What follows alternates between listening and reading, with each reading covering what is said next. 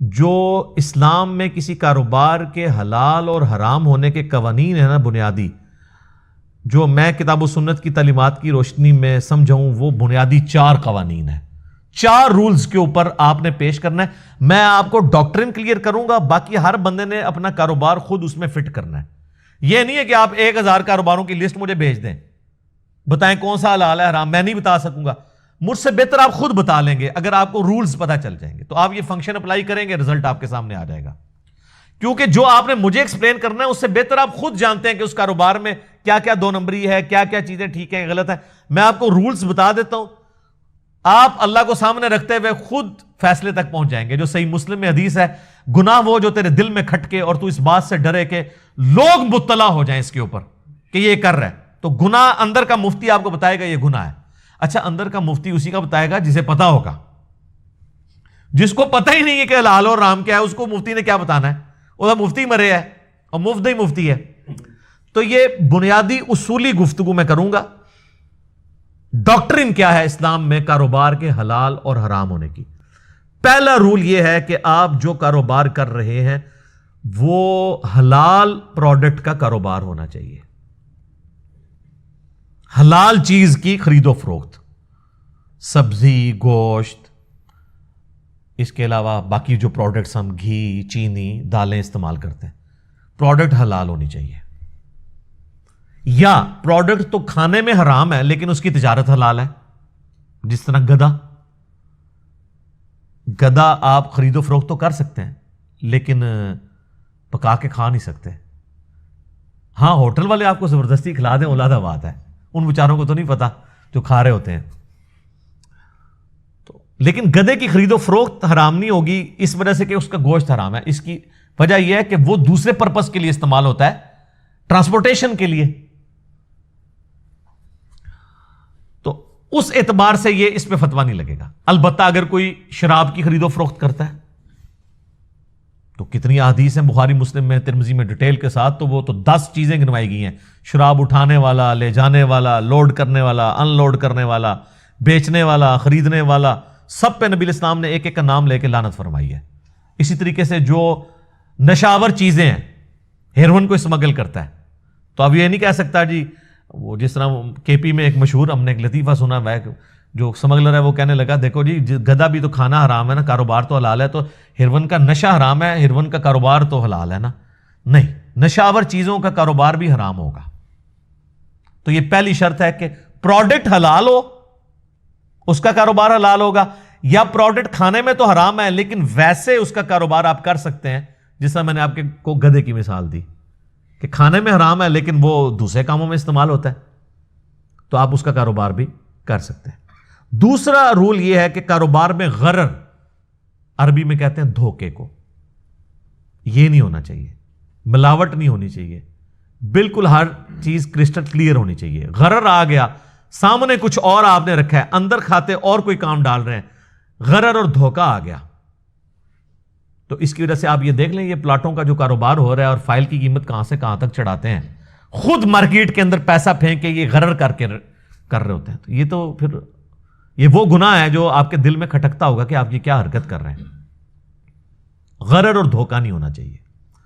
اس میں وہ سپورٹیو حدیث ہے صحیح مسلم کی، نبی الاسلام ایک اناج کے ڈھیر کے پاس سے گزرے، آپ نے اپنی مبارک انگلیاں اس میں داخل کی تو وہ گیلی تھی، آپ نے کہا یہ کیا ہے؟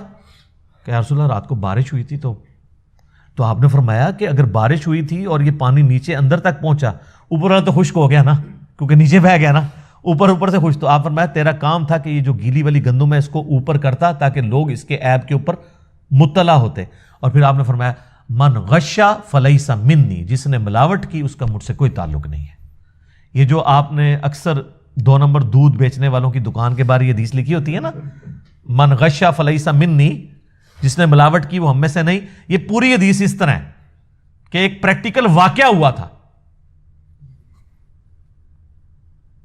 کہ جس نے ملاوٹ کی وہ ہم میں سے نہیں۔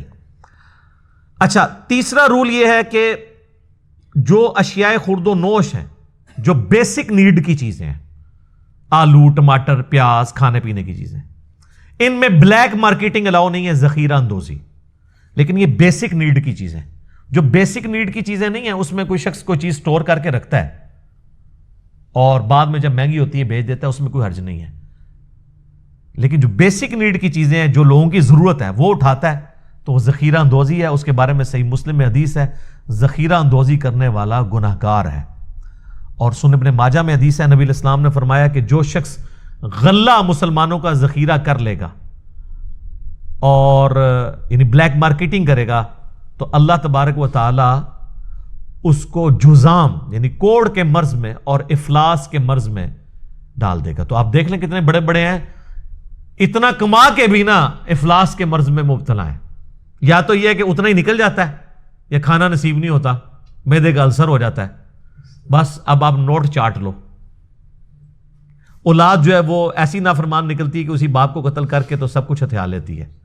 تو کئی معاملوں میں مفلسی آ جاتی ہے. افلاس بہت ڈیٹیل معنوں میں ہے، صرف پیسے کا افلاس نہیں ہے، وفادار بیوی نہیں ملے گی یہ افلاس ہو جائے گا، اچھے دوست نہیں ملیں گے یہ افلاس ہو جائے گا. تو ذخیرہ اندوزی نہیں ہونی چاہیے. اور چوتھا رول یہ ہے کہ جوا یا سود، اسپیسیفکلی سودی لین دین اس میں نہیں ہونا چاہیے، کیونکہ سورۃ البقرہ کی آیت نمبر 279 میں اللہ تعالیٰ نے فرمایا کہ جو لوگ سود کھا رہے ہیں اللہ اور اس کے رسول سے اعلان جنگ ہے ان کا. یہ واحد گناہ ہے جس پہ یہ وعید ہے. اتنی بڑی وعید کسی اور گناہ کے لیے نہیں. اور ڈاکٹر سرار صاحب کی بات میں انڈورس کروں گا، انہوں نے بہت پیاری بات کی تھی کہ جس طرح عقیدے میں سب سے بڑا گناہ شرک ہے نا، اعمال میں سب سے بڑا گناہ سود ہے. آج پوری دنیا میں جو یہ کیپٹلزم کا جو فتنہ ہے، یہ سودی نظام کے ذریعے تو استحصال ہو رہا ہے غریب لوگوں کا. امیر سے امیر تر ہو رہے ہیں، غریب سے غریب تر ہو رہے ہیں. تو سودی کاروبار نہیں ہونا چاہیے. اور صحیح مسلم میں حدیث ہے، وہ تو بڑی ڈیٹیل ہے، سود لکھنے والا، لکھوانے والا، اس کی گواہی دینے والا، کھانے والا، کھلانے والا، سب پہ نبی علیہ السلام فرمایا اللہ کی لعنت ہے. بولے اعوذ باللہ تعالی. تو یہ چار میں نے آپ کو رولز بتا دیے. نمبر 1، پروڈکٹ حلال ہو، یا پروڈکٹ کھانے میں تو حرام ہے لیکن اس کی تجارت حلال ہو تو درست ہے. نمبر 2، غرر اور دھوکہ نہیں ہونا چاہیے. نمبر 3، جو بیسک نیڈ کی چیزیں ہیں ان کے اندر ذخیرہ اندوزی نہیں. انوینٹری تو آپ بنا سکتے ہیں لیکن ذخیرہ اندوزی نہ ہو کہ مارکیٹ سے آپ نے سارے آلو اٹھا لیا، کہ بعض 8 کروڑ کا آلو اٹھا لیے جا کے انہوں نے ڈمپ کر دیا جناب کسی برف خانے کے اوپر، ٹھیک ہے، فریزرز کے اندر، اور پھر مارکیٹ میں ظاہر آلو چڑھ گیا. یہ چیز نہیں ہونی چاہیے. تو ویسے تو اب بیسک نیڈ میں تو آلموسٹ ساری چیزیں، اب آج کے دور میں تو ویسے اگر آپ دیکھیں تو موٹر سائیکل بھی بیسک نیڈ ہے، فریج بھی بیسک نیڈ ہے. یعنی جو بھی استعمال کی چیزیں ان کی آپ نے ذخیرہ اندوزی نہیں کرنی. اور چوتھا رول ہے کہ سودی انوالومنٹ اس کے اندر نہیں ہونی چاہیے. تو یہ 4 رولز ہیں. اس کے اندر اب جو کاروبار فال کرے گا ان 4 رولز میں جو ممانعت ہے اس سے بچ جائے گا وہ حلال ہوگا، ادروائز وہ پھر حرام تصور کیا جائے گا.